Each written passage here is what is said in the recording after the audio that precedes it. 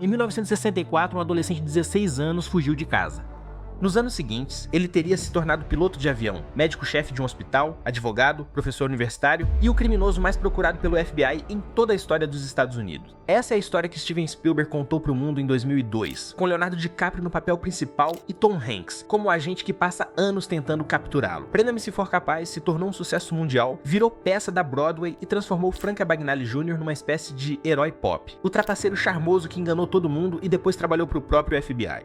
O filme abre com uma frase que aparece bem grande na tela, baseado numa história real. Durante mais de 20 anos, praticamente ninguém questionou isso. Só que, quando jornalistas e pesquisadores começaram a cruzar a história de Abagnale com documentos judiciais, prontuários de prisão e reportagens de jornal da época, uma coisa ficou clara. A versão contada no filme e no livro em que ele se baseia tem muito pouco em comum com o que realmente aconteceu. Neste vídeo, vamos colocar cena a cena do filme lado a lado com o que os documentos mostram. E o resultado é mais perturbador do que a versão de Hollywood. O filme mostra Frank saindo de casa aos 16 anos, sozinho, e imediatamente começando uma sequência de golpes cada vez mais ousados. Ele finge ser substituto de professor, piloto, depois médico. Na narrativa de Abagnale, tanto no livro quanto no filme, ele passou cerca de 5 anos, entre os 16 e os 21, vivendo essa vida dupla, voando mais de 1 milhão de milhas, visitando 26 países e descontando 2 milhões e 500 mil dólares em cheques falsos. Mas aqui está a primeira rachadura. De acordo com registros do estado de Nova York, consultados pelo pesquisador Alan C. Logan, Abagnale foi preso em julho de 1965, ainda com 17 anos, e sentenciado a 3 anos na prisão de Great Meadow. Ele só foi solto em liberdade condicional em maio de 1967 e, semanas depois, violou a condicional e foi preso de novo perto do aeroporto de Logan, ficando mais 6 meses detido antes de voltar para Great Meadow por mais um ano. Em outras palavras, enquanto ele dizia estar pilotando aviões ao redor do mundo, boa parte desse tempo ele estava, na verdade, dentro de uma prisão do estado de Nova York. Segundo registros consultados por pesquisadores, aos 15 anos ele já havia sido detido por circular pelo bairro com um distintivo de papel e uma arma de brinquedo, se passando por policial. Em dezembro de 1964, aos 16 anos, ele se alistou na Marinha Americana e foi dispensado depois de apenas 57 dias, sem sequer concluir o treinamento básico. Menos de 2 semanas depois de deixar a Marinha, ele já havia sido preso por furto simples em Mount Vernon, Nova York. Em março de 1965, ele se passou por policial e entrou no apartamento de uma moradora local alegando investigar a filha dela. A vítima chamou a polícia, que encontrou Abagnale com uma arma de brinquedo e um distintivo de papel. Ele foi preso por vadiagem e no dia seguinte encaminhado para observação psiquiátrica na instituição Graceland. Em junho de 1965, ele roubou um Ford Mustang amarelo do vizinho do próprio pai e atravessou o país descontando cheques roubados de uma empresa da família, até ser preso pelo FBI em Eureka, na Califórnia. Foi essa prisão, em julho de 1965, que resultou na sentença de 3 anos em Great Meadow. Nenhuma dessas prisões aparece no filme. O roteiro de Hollywood começa direto no golpe do piloto, pula completamente os 2 primeiros anos de pequenos crimes documentados, invasão de domicílio e internação psiquiátrica que, segundo os registros, vieram antes. Isso não é uma interpretação, é o que os documentos mostram. E essa é só a primeira mentira. A partir daqui, cada peça da lenda começa a desmoronar. Essa é talvez a cena mais icônica do filme. Frank, a paisana de piloto, atravessando aeroportos do mundo inteiro, sendo saudado, embarcando em voo sem pagar nada, hospedando-se de graça em hotéis chiques. A origem real desse uniforme é bem menos glamourosa do que parece. Abagnale teria ligado para a Pan Am, dizendo que havia perdido o uniforme num hotel e a empresa mandou um substituto. Isso é real. Ele teve sim acesso a um uniforme de piloto. O problema é a escala. De acordo com a investigação de Alan C. Logan, Abagnale usou esse uniforme por apenas algumas semanas, não pelos anos que o filme sugere. E o uso que ele deu a esse uniforme, como veremos mais à frente, não foi para curtir a vida de playboy, como o filme mostra. Foi para perseguir uma mulher específica, quanto aos voos e a quantidade de países visitados. Segundo o Grokipedia, que compila registros judiciais, a única prisão documentada relacionada a cheques da Pan Am envolve o desconto de 10 cheques de folha de pagamento falsificados, num valor total de 1.448 dólares, uma fração ínfima dos 2,5 milhões de dólares que Abagnale afirma ter roubado. No filme e no livro, Frank Abagnale afirma ter trabalhado por quase um ano como pediatra-chefe no Cobb General Hospital, supervisionando 7 médicos residentes e 42 enfermeiras num turno da meia-noite às 8 da manhã. Administradores do próprio hospital afirmaram que esse plantão noturno de pediatria simplesmente não existia naquele período. Usando registros do Arquivo Estadual de Nova York, Alan C. Logan demonstrou que, na idade em que ele diz ter trabalhado nesse hospital, 18 anos, Abagnale estava na verdade preso na penitenciária de Great Meadow. Só que aqui a história real é mais perturbadora do que uma simples mentira de currículo. A impostura médica de Abagnale não é totalmente inventada. Só que o que aconteceu de verdade é bem mais grave do que fingir ser médico para impressionar as pessoas. Em 1970, na Universidade do Arizona, ele se apresentou a estudantes como médico e realizou exames físicos em pelo menos 12 estudantes, sob o pretexto de um suposto programa de recrutamento da Pan Am. E a própria universidade confirmou esses episódios, ou seja, o filme mostra um golpista charmoso brincando de médico. Os registros mostram um homem usando uma farsa de autoridade médica para ter acesso ao corpo de estudantes universitárias. Entre as alegações do livro que foram diretamente questionadas por jornalistas estão ter trabalhado como advogado no gabinete do Procurador-Geral da Louisiana e ter dado aulas de sociologia na Universidade Brigham Young, em Utah. Não existe, até hoje, nenhum documento público, diploma, registro da OAB estadual que confirme qualquer uma dessas duas identidades. O que existe, isso sim, são registros de prisão no mesmo período em que ele afirma estar exercendo essas profissões. A cifra de 2 milhões de dólares em cheques fraudados, repetida em praticamente toda a cobertura de imprensa sobre o filme, nunca foi comprovada por nenhum documento judicial. Os valores que aparecem em processos judiciais reais são muito menores. A prisão de 1970 na Geórgia envolveu 1.448 dólares em cheques falsificados. Não é uma fração arredondada para baixo, é uma diferença de mais de 1000 vezes entre o que ele alega e o que está documentado. Essa cena existe até no próprio livro de Abagnale, então vale mostrar como ela nasceu. Segundo o relato dele, depois de ser preso na França e cumprir pena numa prisão em Perpignan, ele foi extraditado para a Suécia, onde cumpriu mais 6 meses num presídio semiaberto dentro do campus da Universidade de Lund. De acordo com o próprio livro, um juiz sueco usou uma manobra jurídica para garantir que ele fosse deportado para os Estados Unidos em vez de extraditado para a Itália, que também o reivindicava, revogando o passaporte dele e tornando sua permanência na Suécia ilegal. A fuga em si,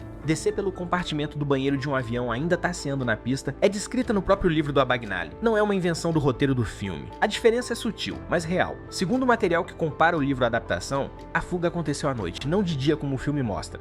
E ele não estava sendo escoltado por agentes do FBI durante o voo transatlântico. Eles só estavam esperando por ele no aeroporto. O detalhe mais importante aqui não é a fuga em si, é o que ela revela sobre o método de Abagnale ao longo de toda a vida. Ele sempre soube dramatizar um detalhe real até transformá-lo em lenda. O filme mostra Frank sendo condenado a 12 anos de isolamento numa prisão de segurança máxima em Atlanta, sem qualquer possibilidade de condicional. Uma sentença dura, quase desumana, que reforça a ideia de que ele era considerado extremamente perigoso. A parte dos 12 anos é real. Ele foi de fato sentenciado a 12 anos de prisão em abril de 1971, depois de ser considerado culpado por fraude com cheques no valor de 1.448 dólares. Segundo o material de checagem produzido a partir do próprio livro de Abagnale, ele nunca esteve isolado, nunca esteve na Penitenciária Federal de Atlanta, como o livro chega a sugerir em outro trecho, e, mais importante, cumpriu apenas cerca de 1/3 da pena. Foi solto em liberdade condicional em 8 de fevereiro de 1974, depois de cerca de 2 anos detido na Instituição Correcional Federal de Petersburg, na Virgínia. O filme precisa de uma prisão dramática porque precisa justificar, depois, uma reviravolta redentora, o momento em que o FBI decide confiar nele e contratá-lo.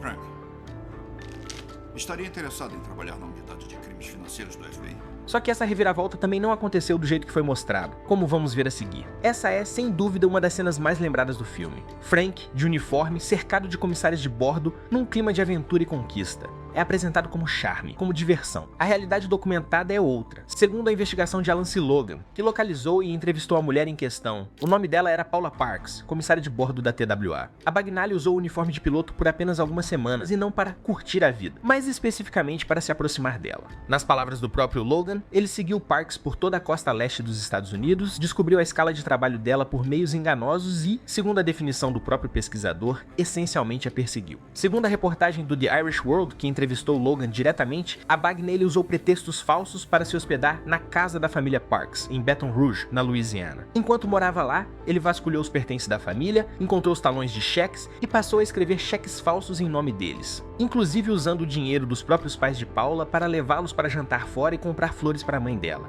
O filme pega um padrão de comportamento obsessivo, descobrir a rotina de alguém por meios enganosos, se instalar na casa da família dessa pessoa sob falsas identidades, roubar economias e reembala isso como uma comédia romântica de aeroporto. A própria polícia de Baton Rouge confirma essa versão. Segundo o Irish World, tudo o que Paula Parks contou a Logan estava documentado nos registros do departamento de polícia da cidade. Ele foi preso ali em 14 de fevereiro de 1969, sob acusação de vadiagem, depois de um pastor local que o havia apresentado a professores da Universidade Estadual da Louisiana descobrir a farsa e alertar a TWA, que confirmou que ele não era funcionário da empresa. No dia seguinte, detetives descobriram que ele também havia roubado cheques em branco da família que o hospedava e de um comércio local. Ele foi condenado em 2 de junho de 1969 a 12 anos de liberdade condicional supervisionada e fugiu para a Europa poucas semanas depois. Há ainda um padrão mais amplo, documentado por pesquisadores, que o filme nunca menciona. Segundo a reportagem da Decoding the Unknown, toda vez que Abagnale saía da prisão, ele buscava empregos ligados a crianças. Depois de uma das condicionais, ele se apresentou de uniforme de piloto numa escola infantil, dizendo que queria trabalhar com crianças.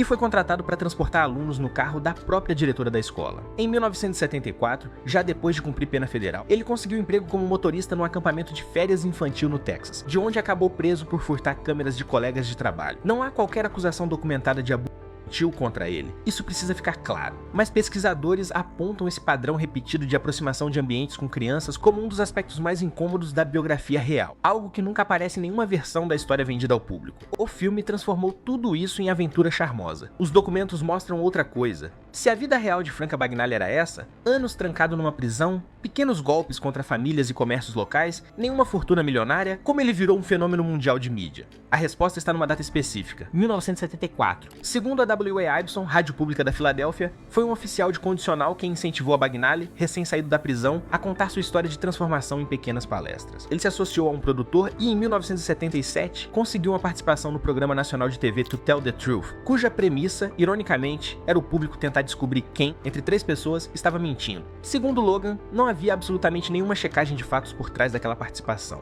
No ano seguinte, ele apareceu no The Tonight Show, com Johnny Carson, o programa mais assistido da televisão americana da época. A partir daí, o mito se autoalimentou. Jornalistas começaram a investigar e a questionar publicamente as alegações de Abagnale já no fim dos anos 70. Mas isso não impediu o lançamento do livro best-seller Catch Me If You Can, em 1980, escrito com o jornalista Stan Redding.